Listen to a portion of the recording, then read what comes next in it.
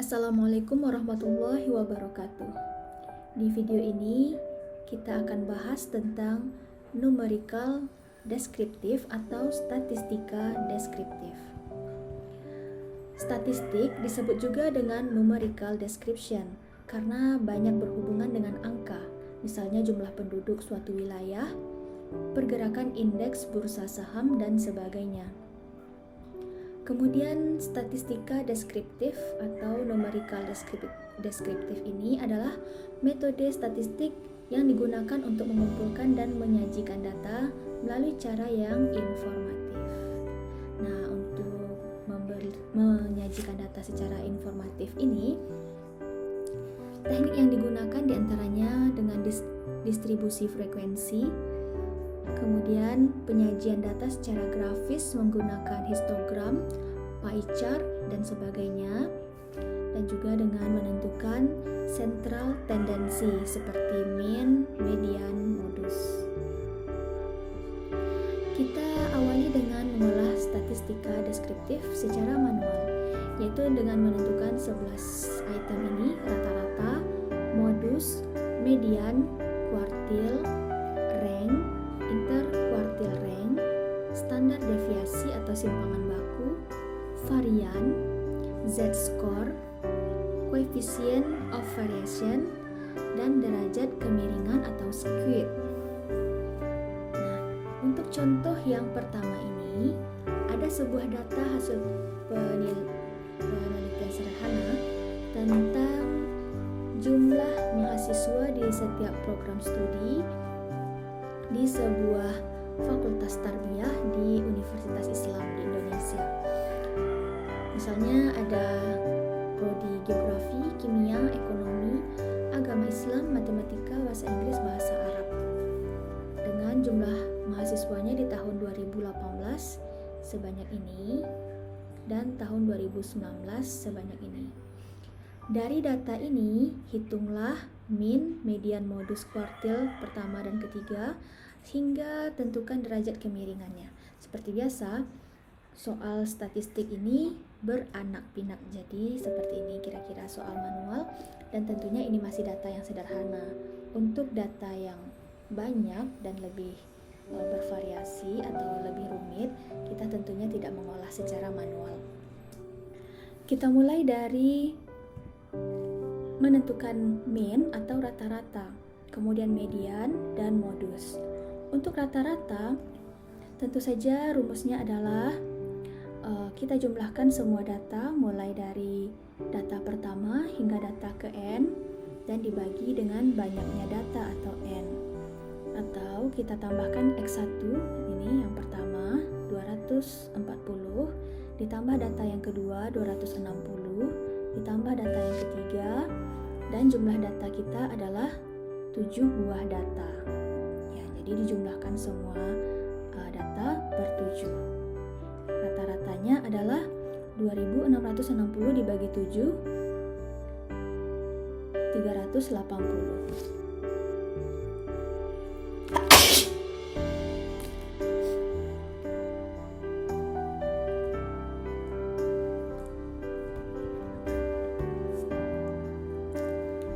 Kita mulai dari median. Kita mulai dari rata-rata atau mean, kemudian median dan modus. Untuk mean atau kita mulai dari rata-rata atau mean. Kemudian kita lanjutkan dengan median dan modus. Yang pertama, rata-rata ini didapat dari menjumlahkan data pertama hingga data ke n dibagi dengan banyaknya data atau dibagi n. Data yang pertama yaitu 240 ditambah data kedua yaitu 260 hingga data yang ke-7 530 dibagi dengan jumlah data kita atau banyaknya data kita ini adalah sebanyak 7 data. Ya, dibagi 7 dapat 380. Berikutnya untuk median.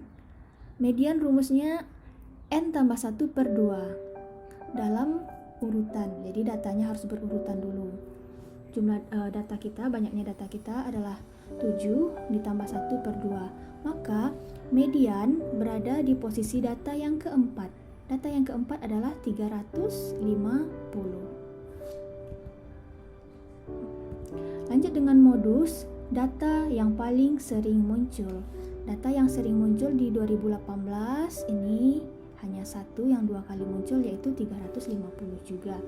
Maka di sini kita salin ke atas, rata-rata 380, median 350, dan maksudnya ini modus ya.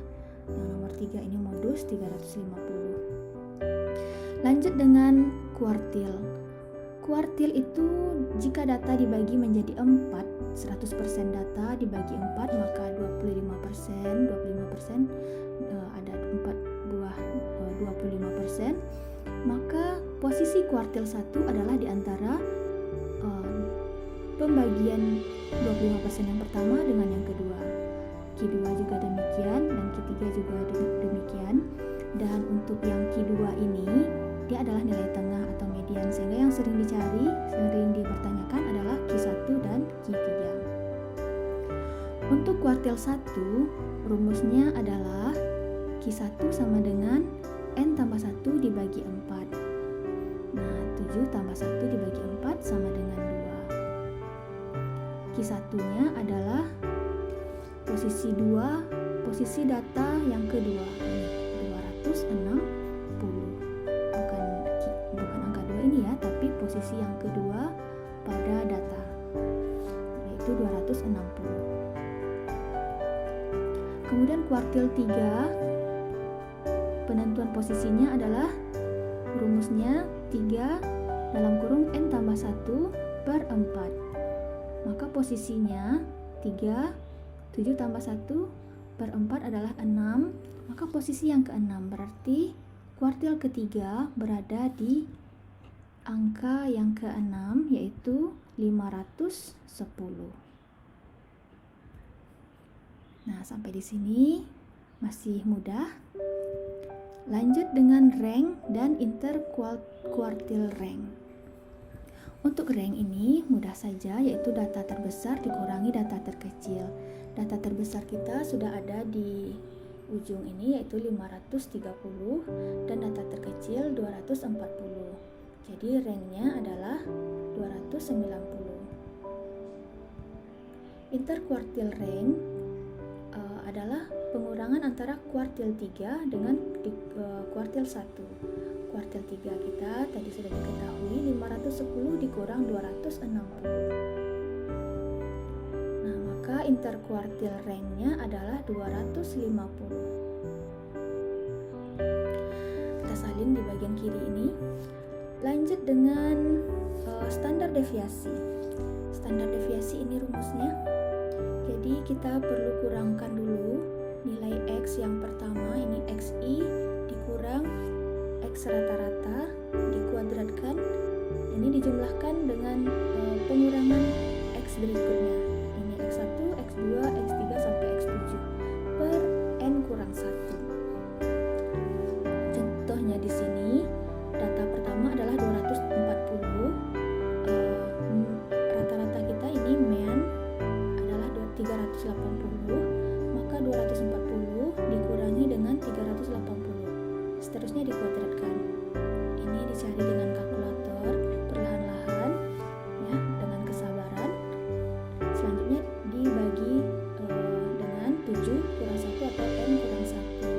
Maka di sini sudah diolah didapatkan standar deviasinya adalah 113,14. Selanjutnya untuk varian, rumusnya adalah S kuadrat dari standar deviasi. Jadi standar deviasi yang dikuadratkan itu adalah hasilnya varian.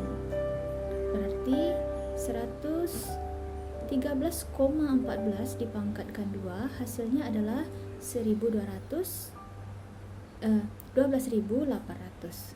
Hasilnya 12.800. Selanjutnya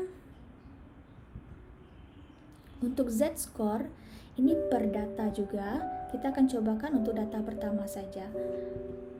yaitu data pertama Z-score-nya atau simpangan dari rata-ratanya 240, ini data pertama, dikurang dengan rata-rata data semuanya yaitu 380, ini sudah kita buat di atas tadi, dibagi dengan standar deviasi yaitu 113,14. Hasilnya di sini min 1,24. Ada ketentuan, jika Z-score berada di nilai yang kurang dari min 3 atau lebih dari 3, maka dianggap datanya outlier. Masih aman yang ini, Z-score-nya min 1,24. Lanjut dengan coefficient of variance. Coefficient of variance ini maksudnya jika data kita mempunyai satuan yang berbeda, maka harus ada suatu koefisien yang menjadikan atau menstandarisasi data. Jika standarnya sama, maka data dianggap normal dan bisa digunakan pada penelitian. Rumusnya adalah coefficient of variance atau CV sama dengan standar deviasi per rata-rata dikali 100%. Standar deviasi kita adalah 113,14 dan rata-rata 380 dikali 100%. Maka standar coefficient of variance-nya didapatkan 29,77%. Nah, ini sudah 10 nilai manual yang kita cari. Lanjut dengan yang terakhir yaitu derajat kemiringan. Ada ketentuannya, datanya itu apakah simetris atau datanya tidak simetris, atau datanya miring ke kiri atau left skewed, atau miring ke kanan atau right skewed. Nah, ketentuannya kalau miring ke kiri berarti karena rata-rata kecil dari median. Kalau rata-rata besar dari median, maka dia akan right skewed. Kalau sama, berarti dia akan simetris. Rata-rata kita adalah 380 dan median 350. Maka di sini perbandingannya rata-rata lebih besar dari median sehingga kurvanya akan menjadi right skewed. Nah, sampai 10 data ini yang kita cari manual telah selesai untuk data tahun 2018. Maka di kesempatan kali ini tugas Ananda sekalian adalah untuk menentukan data berikutnya yaitu tahun 2019 ini. Anda tentukan median, modus, kuartil hingga derajat kemiringannya seperti langkah-langkah ini. Nah, baik. Sekian untuk video ini. Tugasnya ditunggu. Dan saya tutup dengan Assalamualaikum warahmatullahi wabarakatuh.